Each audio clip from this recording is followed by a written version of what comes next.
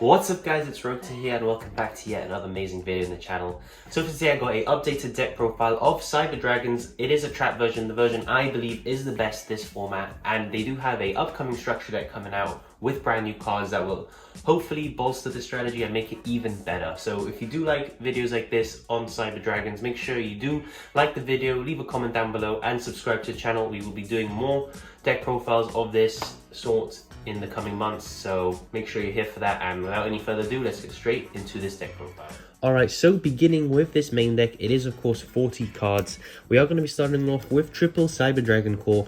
He is by far the most important Cyber Dragon monster in your entire deck, with the ability to search you any spell and trap that has Cyber in the name. So the reason he's so important is because with your spells and traps, you can then proceed to advance your game state with cards like Cyber Emergency and Cyber Repair Plant, able to grab you additional searches and help you make your going first boards, which will typically end with a few traps and your Cyber Dragon Infinity, which is a hard negate of anything.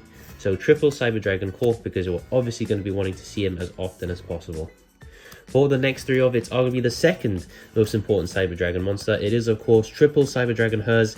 His ability to grab you a Cyber Dragon from the deck or a Cyber Dragon from the grave, which cards like Core and other ones do share the name in the grave of Cyber Dragon, is absolutely insane.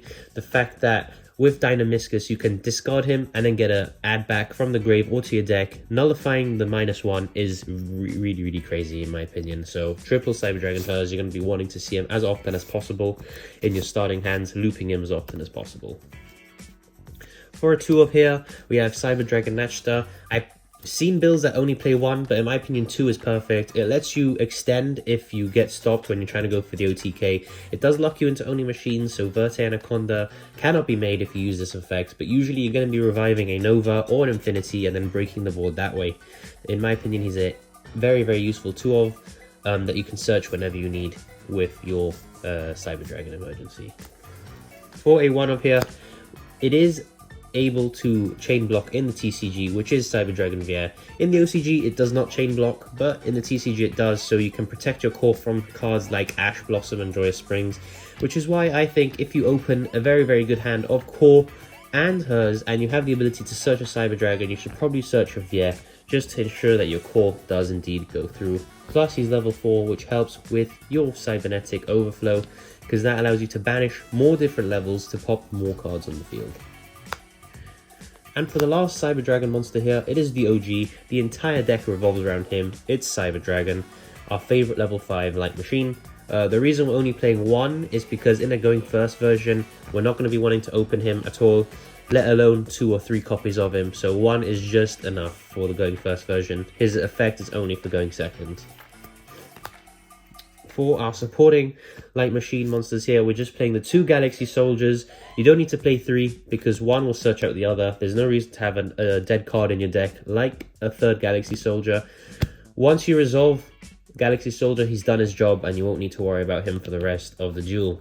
And his job is literally to get you to a rank 5 in the form of Nova and then make an Infinity. For the hand traps, we are playing of course triple Ash Blossom, because I believe that this is the most generic hand trap against every single deck. Even rogue matchups are affected by Ash. It's just very versatile hand trap, and the reason I'm playing it at 3. And for the last hand trap here, we're not playing many. It's just double Ghost Belt, able to hit Invocation, Eldritch, Drytron, Shadowls, and other meta decks. It also hits Dragon Link as well, so very useful card, and why I'm running it at 2. For the spells here, we are of course running triple Cyber Emergency. Of course we're going to be playing 3 of the Searcher card. It makes the deck as consistent as possible, and Cyber Emergency is just a very useful card. Also very good in Drytrons, but we're talking about Cyber Dragons here, and it can search any single one. This is of course a proxy for Pot of Prosperity, but we are going to be playing 3 Pot of Prosperities. Just ignore that these aren't Pot of Prosperities. If you look at them close enough, they can be. Pot of Prosperity in a deck like Cyber Dragons, a rogue deck that is playing traps and a lot of 1-card starters, it is very useful because it allows you to dig deep into your deck, and you don't really care much about your extra deck that much. As long as you have your Novas, Infinities, and a Fusion monster, you're fine. So Pot of Prosperity is very nice in that regard, able to sculpt your hand. For the 1-off spells of the Cyber Dragon type, we are playing 1 Rev System, 1 Repair Plant, and 1 Cyberload Fusion. The reason I'm playing the 1 rev system is again the same reason I'm playing 2 Natchters instead of 1. It's another extender that if your opponent does try and stop you, you can punish them with your extender, revive back a Nova or an Infinity and then break the board. Repair Plant is insane because it searches you any light machine. This is basically a way to search your Galaxy Soldiers going first to help you make your Infinity. And the Cyberload Fusion is a insane OTK enabler, able to do it as a quick effect in the battle phase. Just shuffle 2 back from your grave or banish pile and make yourself a fusion monster. Is very, very nice.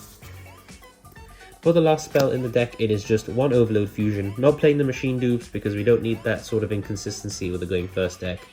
Overload Fusion, you just send it off Verti Anaconda and basically win because it allows you to banish the materials from the graveyard to make your Cyber Dragon fusion monsters. For the traps here, we are playing triple Solemn Strike. This is the only trap I'm playing at 3 because it just says no to opponent's monster effects or special summons by just paying 1,500 life points, which is very, very nice. So triple Solemn Strike, able to stop pretty much anything in this meta game very, very consistently.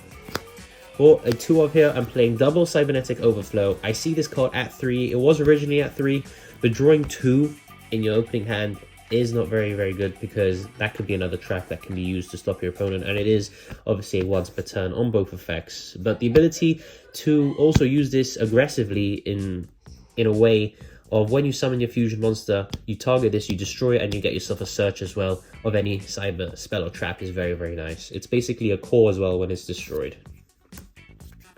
For 2 up here, we all love this card. It's Torrential Tribute. This just punishes your opponent for overcommitting and overextending. It just says no to summons, basically. For your other 2 traps here, we're playing double Paleozoic Dynamiscus. Very nice card with hers. Basically just banishes one of your opponent's resources, and hers allows you to get a card back from the grave.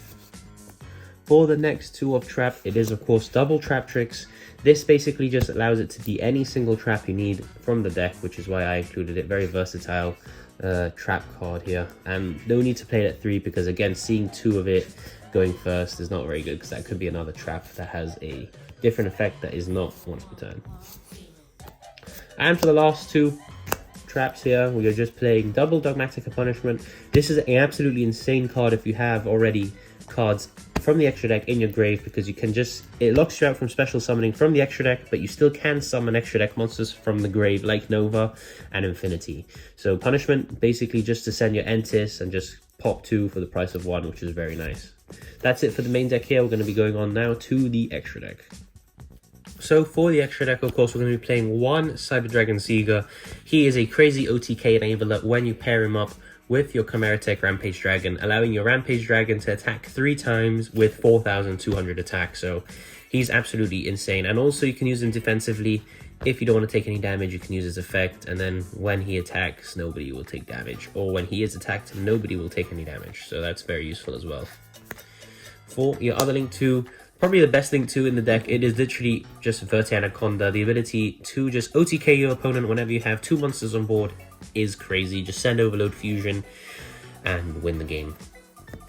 For your Link 1s, we're playing 1 Anima. This can be Link Karibo, but you can...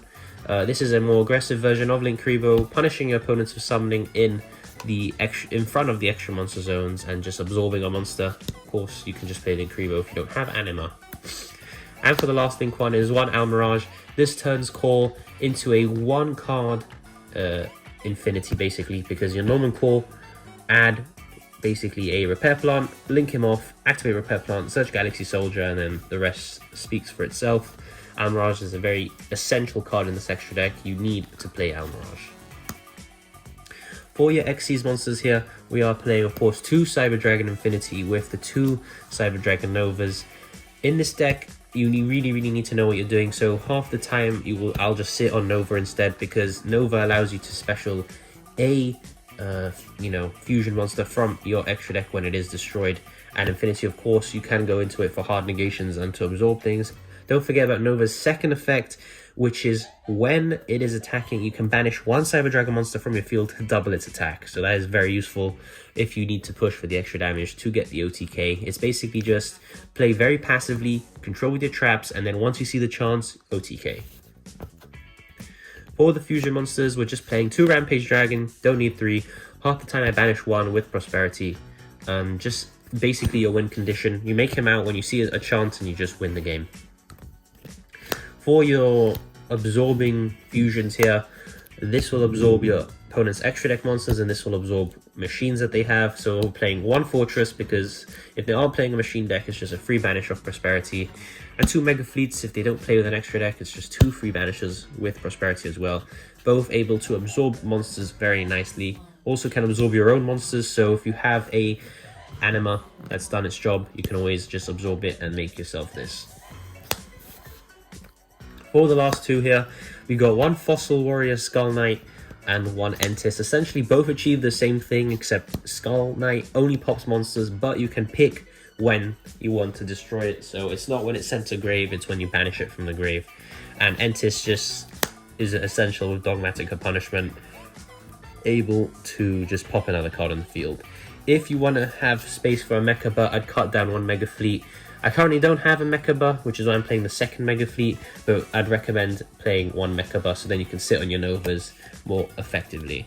So that's it for the deck profile, guys. I hope you guys did enjoy my take on what is the best Cyber Dragon variant out there right now. It is, of course, a trap version. What you're going to be aiming to do with this deck is you're going to aim to just stun your opponent as much as you can with your powerful traps, and then as soon as you see an opening, you'll just OTK them. So this deck does take a lot of skill to use, but in my opinion, it is well worth it once you master the deck. So thank you so much for watching. Leave a like down below.